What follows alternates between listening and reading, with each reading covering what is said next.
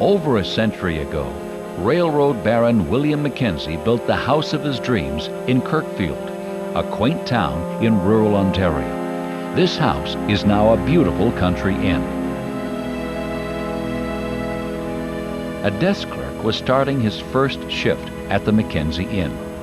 He had no idea this was to be a night like no other.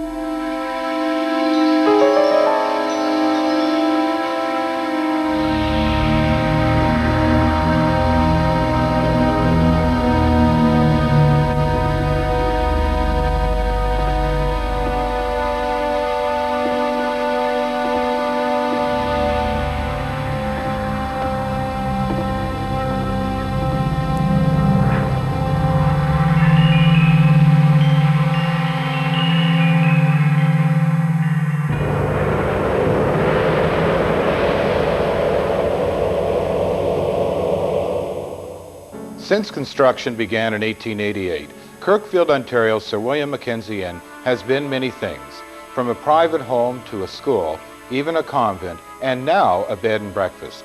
This building has touched the lives of so many people, some of whom have chosen to stay on long after death. A guest at the inn was leaving for the evening when she heard the sound of piano music drifting through the downstairs rooms.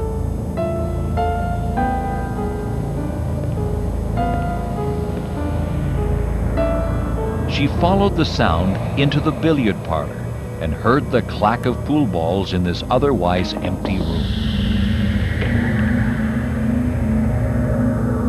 Once again, she was startled to hear the sound of music, this time seeing a ghostly young girl seated at the piano.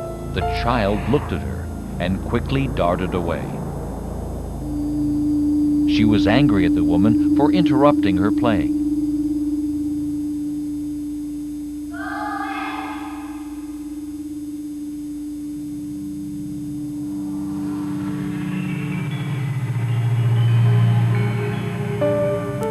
A number of reports of seeing a little girl. The previous owners to us in the restaurant reportedly seeing a young girl hidden with sort of shabby knees, dirty knees hidden underneath one of the counters there on a couple of occasions. In one of the closets up on the third floor where the domestic servants used to be during Mackenzie's time. And there's a very large lead-lined cistern up there that holds a whole lot of water. And a couple of different mediums had these impressions that a young girl might have been abused or drowned there, or perhaps even her body was put there after some foul play had come to her. Some people have said that they've seen a ghostly nun walking back and forth between the main residence, the inn, and the gatehouse.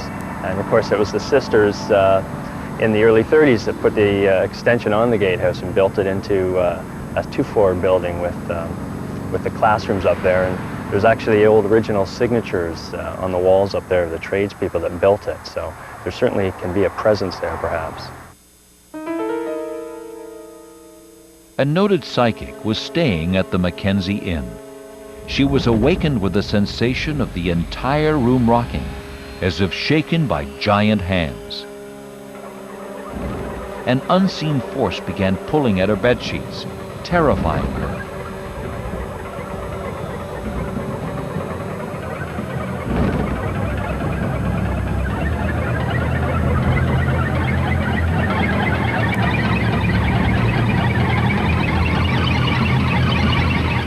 Without a moment's hesitation, she ran from the room. The next day, she decided not to leave the inn. Rather, she chose to hold a séance, assisted by one of the staff who had also experienced unexplainable events at the inn. As the séance progressed, she began to make contact with spirits. The first was an entity who identified herself as Sister Mary. The psychic asked her to move on in peace, but Sister Mary refused, claiming there was work to be done and she would not leave until it was completed. As the séance continued, the psychic made contact with a second presence who identified herself as Nellie. Nellie was apparently a housekeeper at the inn during the 1800s who stayed on because she loved the house so much.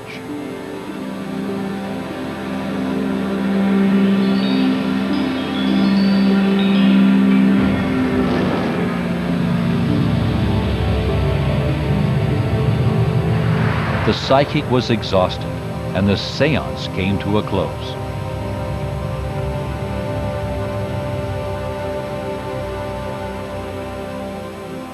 The psychic detected that Sister Mary was there protecting the little girl seen by so many. Feeling she had failed to protect her in life, she was compelled to do so in death. That night, the psychic was awakened by a blinding blue light. She didn't know what to make of it, until she looked over and saw the figure of Nellie knitting peacefully. Amazingly, the psychic remained calm and felt an overwhelming sense of warmth and joy emanating from Nellie.